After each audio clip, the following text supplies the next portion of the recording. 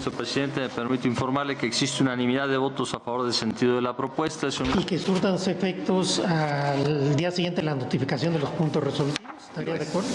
¿Están de acuerdo con los efectos? En votación económica consultos se aprueban, aprobados por unanimidad de votos. Secretario, entiendo que no hubo modificación a los resolutivos. Ninguna, señor ministro. En votación económica consultos se aprueban los resolutivos, aprobados por unanimidad de votos, y de esta forma queda definitivamente resuelto este asunto. Bueno, fue así como en el Pleno de la Suprema Corte de Justicia de la Nación se declaró inconstitucional esta ley de radio y televisión que, ya le decía, se aprobó en el Senado de la República en el 2017 con el sexenio pasado y la legislatura anterior. Los 11 ministros del Pleno de la Corte votaron a favor de eliminar la totalidad de las reformas presentadas por los senadores del PRI y que obligaban a los medios de comunicación a distinguir entre contenidos informativos y de opinión en sus espacios en vivo, en la radio y la televisión. ¿Qué significa esta declaratoria y cuál será la repercusión en los medios de comunicación de México? Le explico algo de esto en la siguiente nota. Con la declaratoria de inconstitucionalidad por parte de la Suprema Corte de Justicia de la Nación, los concesionarios de radio y televisión ya no tendrán la obligación de distinguir entre información y opinión en contenidos informativos, por lo que los medios de comunicación estarán exentos de sanciones o multas. El hecho de que se estuviera haciendo una barbaridad en contra del derecho a la libertad de expresión, de la prensa libre en nuestro país, como era esto de distinguir opinión de hecho noticioso, y que si no, la sanción era sacar del aire al medio de comunicación o a ese programa, ya sea radio o televisión, y pueden dejar del aire, sacar del aire, sí, le quito un canal, y además de esa sanción de sacarlos del aire, obligarlos a pagar una multa del 3% de los ingresos anuales por cada infracción.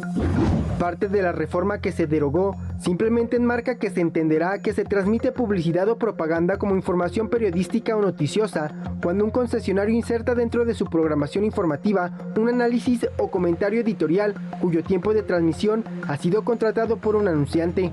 Igualmente se eliminó la reforma al artículo 259, la cual estipulaba que la actuación del defensor de la audiencia se sujetaba exclusivamente al código de ética del concesionario. Sin embargo, ahora se garantiza que se ajuste a criterio de imparcialidad e independencia.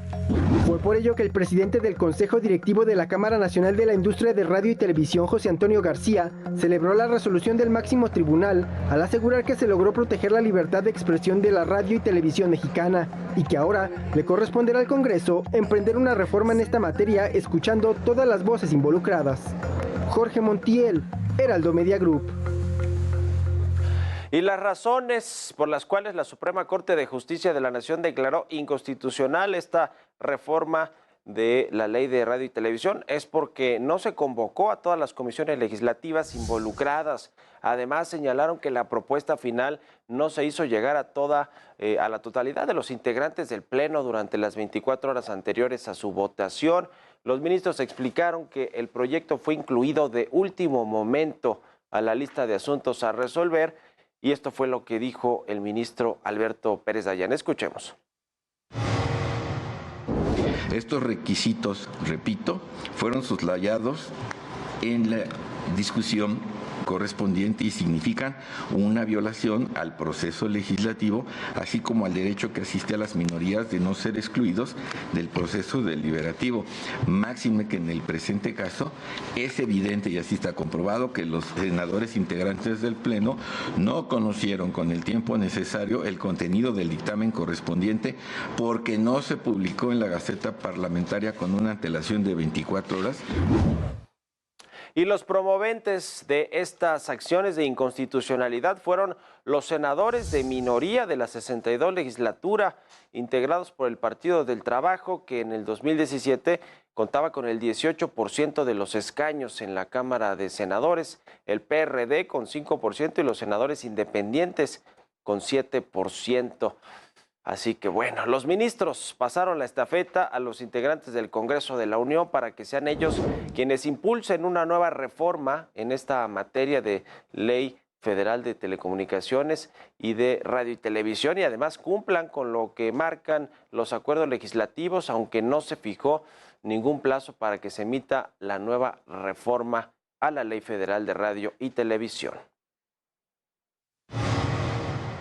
El Congreso de la Unión, en uso de sus competencias constitucionales, legisle de nueva cuenta sobre los derechos de las audiencias con pleno respeto en el ejercicio de la libertad de expresión de quienes comunican sus ideas en las radiodifusoras y televisoras del país, tomando en cuenta que este Tribunal Pleno no le impone al Poder Legislativo Federal directrices ni lineamiento alguno, porque esta decisión no examina el fondo del asunto.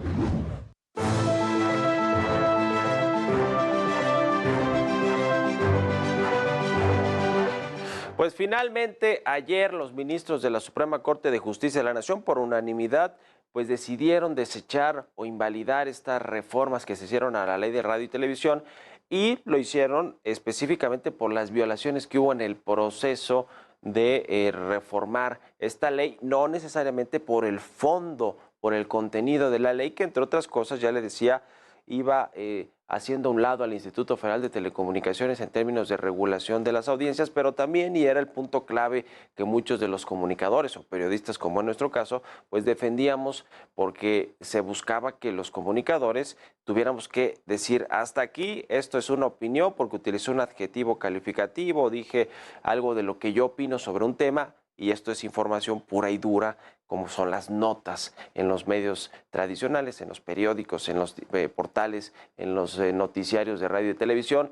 Entonces ahí estaba muy difícil hacerlo. Por ejemplo, aquí en esta sección tenemos precisamente la opinión, y así lo dice un editorial, es un editorial de opinión, de puntos de vista particulares de quien está emitiendo esa opinión, que es el caso de esta sección en específico, pero el resto pues también es información con